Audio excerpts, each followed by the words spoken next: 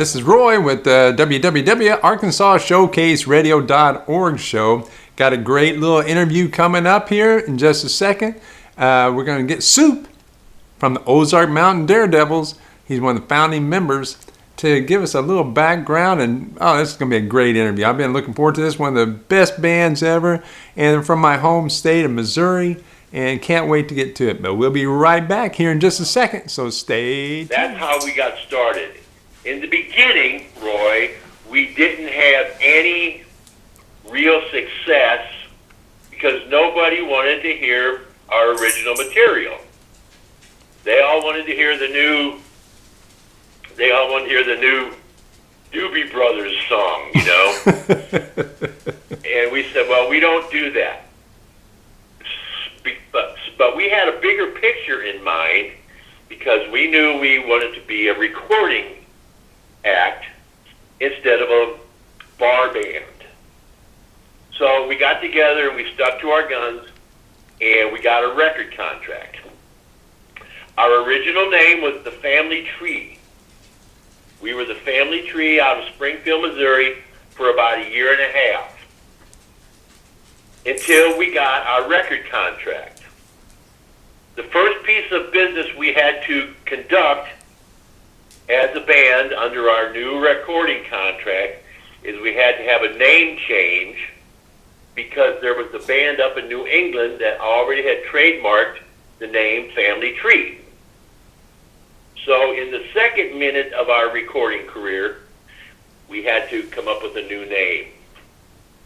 Now, because we're from the era of bands like the Pure Prairie League and the New Riders of the Purple Sage and the amazing Rhythm Aces, we came up with the Ozark Mountain Daredevils.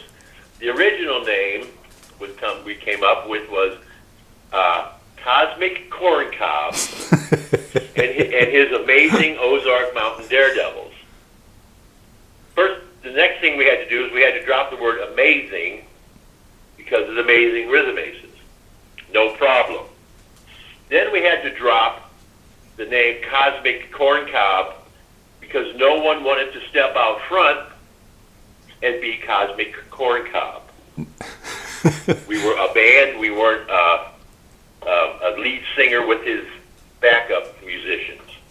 So we dropped Corncob, and that left us with the Ozark Mountain Daredevils. And we decided to go with that for our first record. And you know what? It kind of stuck, don't you think? Oh, yeah, I tell you. And yeah, that's how we got together in Springfield, 1971. And here it is, 2019, and we're still playing music and still having a ball doing it, brother. And wasn't that like a whirlwind thing? I mean, you get whisked off to England to do recording, and then all of a sudden, bang, you got a hit song.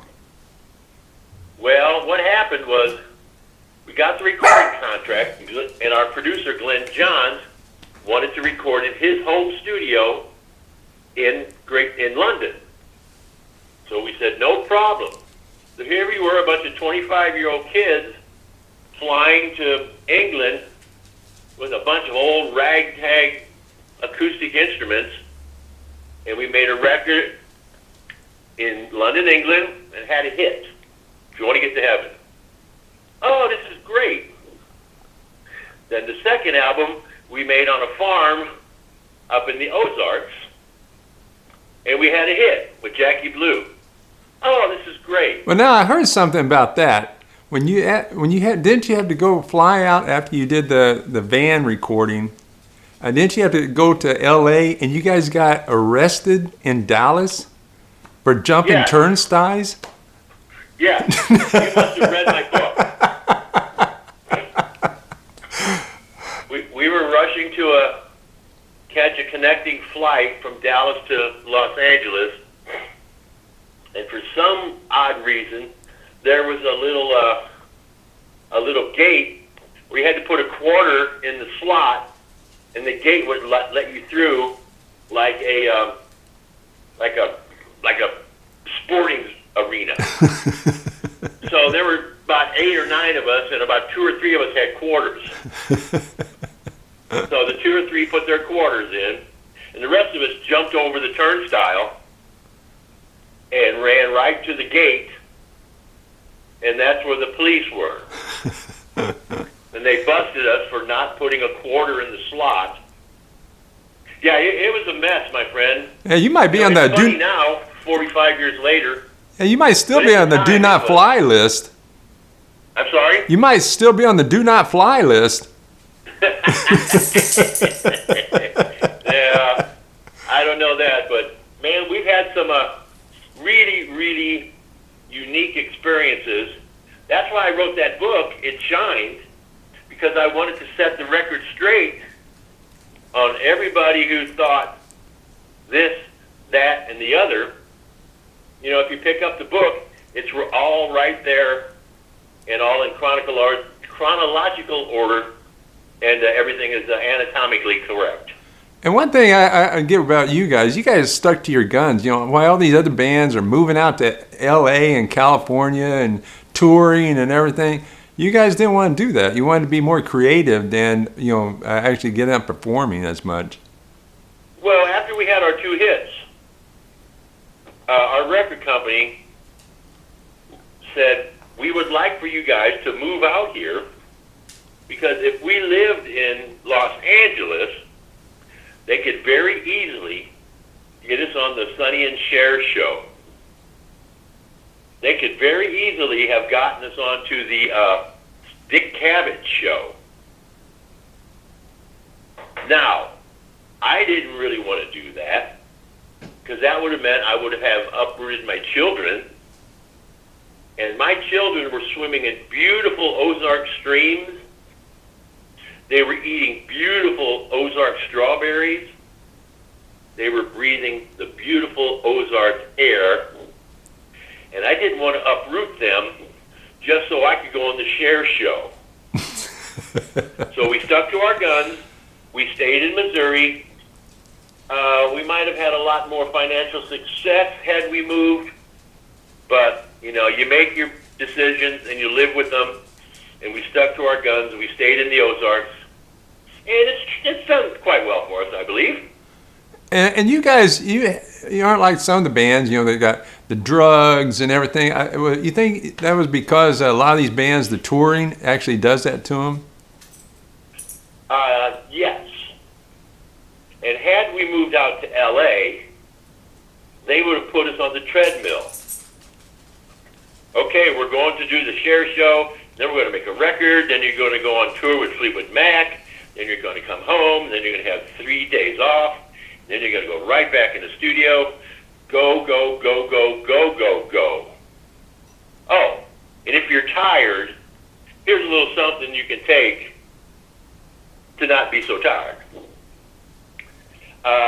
We kind of passed on all of that, and we came back to the Ozarks. We had our peace. We had our tranquility.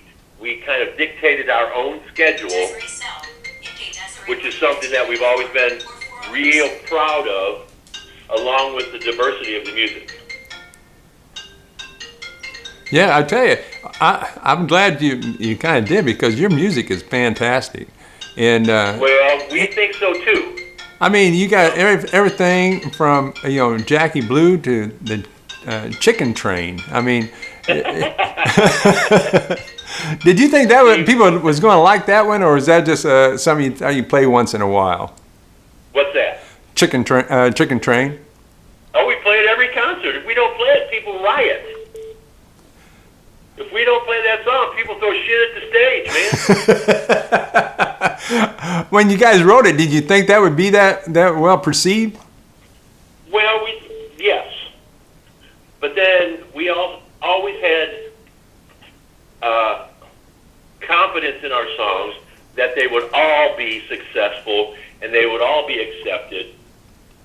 And that we stuck to our guns in the beginning, and we stuck to our guns all the way through our career. And here in 2019, we're still sticking to our guns.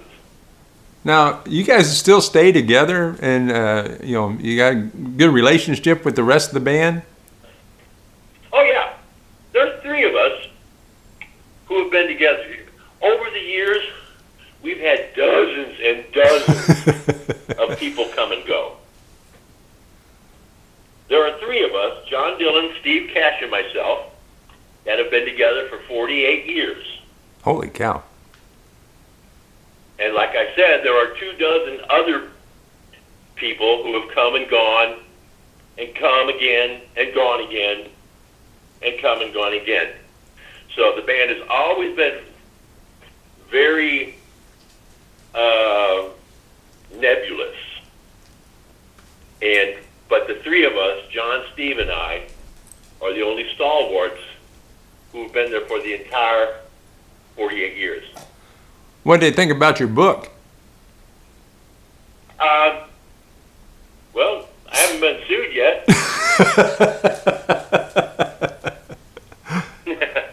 We made some stupid decisions, brother. I mean, it hasn't all been, wine and roses and, strawberry preserves. We made some stupid decisions. What do you think? I thought. What do you think What do you think were the most to the story? So I included them in the book because I thought, it was important to the story. You mentioned? So, all rock and roll bands make good decisions. All rock and roll bands make stupid decisions. Our stupid decisions weren't that stupid. But yeah, we made some real boneheaded moves, and I thought they should be in the book also. And overall, it's a pretty close depiction of our career. So what's on the horizon for you? On the horizon, well, there's not 50 more years of horizon. The horizon isn't 50 years away like it was when we were kids. What we did here's an example, brother. About 3 years ago, John, Steve, and I looked at each other and said, wait a minute, we got a pretty good band here in the current lineup. We have a pretty good band, and we've got a bunch of new songs. Why don't we go in and make one last record and to kind of chronicle, our senior years? So we all went into the studio and had an absolute ball recording these new songs for the record called Off the Beaten Path. And then we also went in and recorded a new version. Yes. If you want to get to him. Oh, you still there? Okay. Yep, lost you for a second. A little beeping sound. Yep. My mic went out there for a second. I'm back. Okay. Did you hear what I just said? No. No? Okay, well, it was brilliant. It was brilliant. I miss it. Damn this technology. We were just pretty much overnight, we were SOL. Whatever happened with that album? The CBS record? Yeah. It came out and it sold literally tens of copies.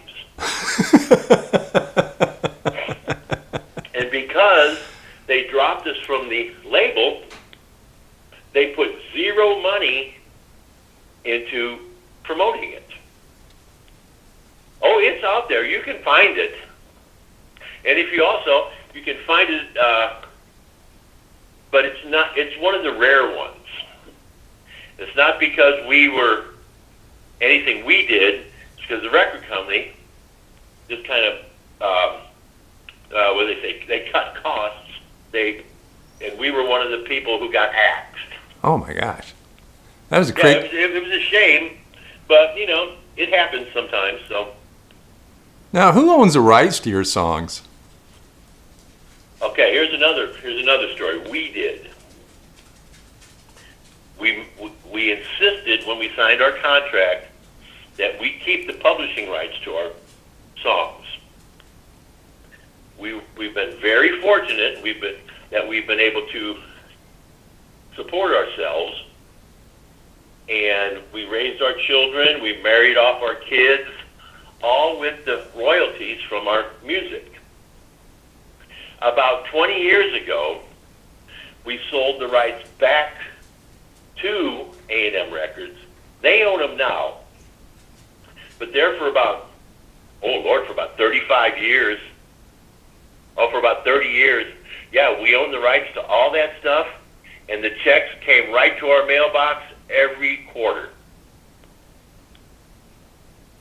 So you regret selling them back? No, because I have a very nice house that I bought with them. So right now I'm talking to you from the living room. Now I'm in the kitchen. Now I'm in the hallway. Now I'm in the bathroom. Now I'm in my office. From those publishing rights. Wow, that's pretty cool. Hey, how about your kids? Are they into music? I take that as a no, yeah. When I grew up, I came from a family with absolutely zero musical aptitude. Zero. I was the only one of my 5 siblings who had any kind of music in my blood. I have 2 children, neither of whom have any music in their blood, but I have 6 grandchildren, and a couple of my grandkids have started playing music. So it's really fun watching them play the piano and the flute and go through their musical upbringings. Now, like I told you before, when we promote local artists here in the state, what would be some? That's a good thing too. Oh, thank you. And what would be some advice you would give to these people that are just starting out in a career? Because this is a tough career to get into. What would be your best advice to give these young people? I'll give you a couple pieces of advice. Number 1, like I said earlier, stick to your guns, believe in yourself, believe in your music, and persistence pays off. Wow, that's pretty good. Because like in Springfield, Missouri, when you guys got started, there was probably not many places to play. And it's starting to be that way here in Little Rock. A lot of the venues are basically closing up, and if you want to play, you got to go to Memphis, which is a good thing. But a lot of these bands can't afford to travel like that. Correct. That was almost 50 years ago when we started doing that. The world was different then. The music business was different then. That was before we had the internet. That was before we had cell phones. We had to pull off the road and find a pay phone if we wanted to talk to someone.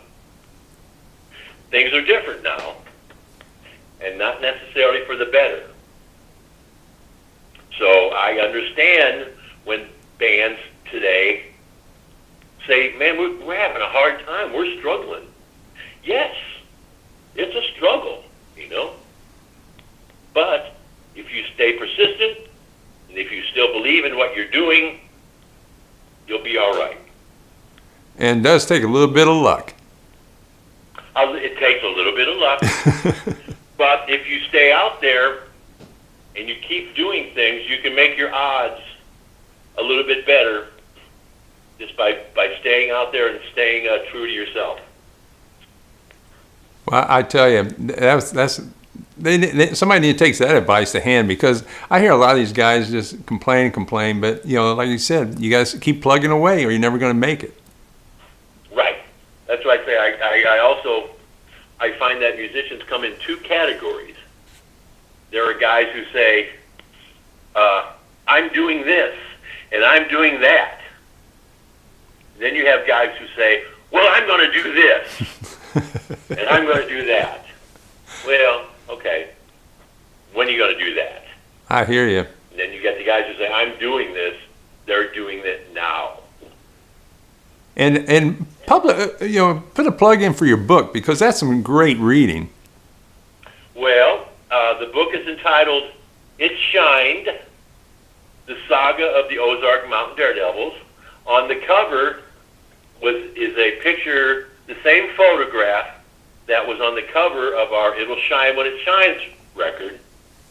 Lydia Bonham was her name, and I used it because the picture is so striking. And I started.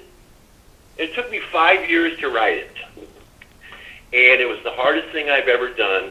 But I knew that I had to do it because it's not a book about how many drugs I did, and who I dated, and who I slept with, and who screwed me over in the music business.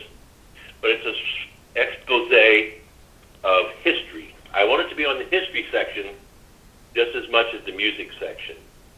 Now you can find it if you go to the OzarkMountainDaredevils.com. You have to put the word "the" in front of Ozark Mountain Daredevils. That'll take you right to the site. All of our music is out on CD now. You can find the book.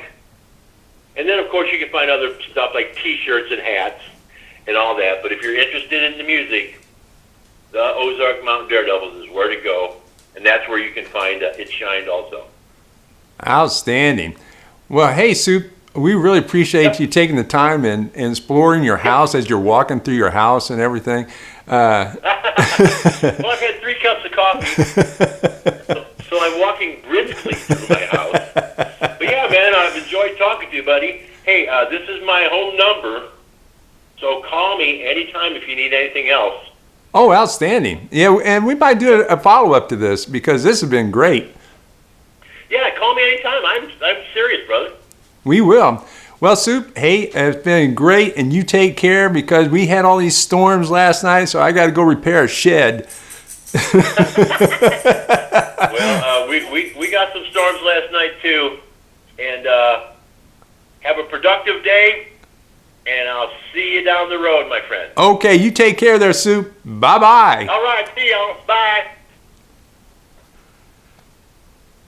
And there we go. That was Soup from Ozark Mountain Daredevils. I mean, from Springfield, Missouri, and I'm from Carthage, Missouri. So they were one of my favorite bands growing up, and they still are. And just a great guy. He walking through his house and drinking coffee and everything. And I had mic problems, but he still stayed right in there for me. So anyway, we'll call him back a little bit later on, see how he's doing, maybe in a month or so, and get another good recording when Jeff's here, because Jeff's out in LA now, so I don't know if he's come back yet. But anyway, this is www.arkansasshowcaseradio.org show, an interview with Soup from Ozark Mountain Daredevils. Does it get any better than that? I don't think so. Check out their website, the OzarkMountainDaredevils.com, and read his book because it's full of a lot of crap. I mean, it's really cool. Okay, I'm out of here. Bye-bye. Roy Doyle, www.arkansasshowcaseradio.org show.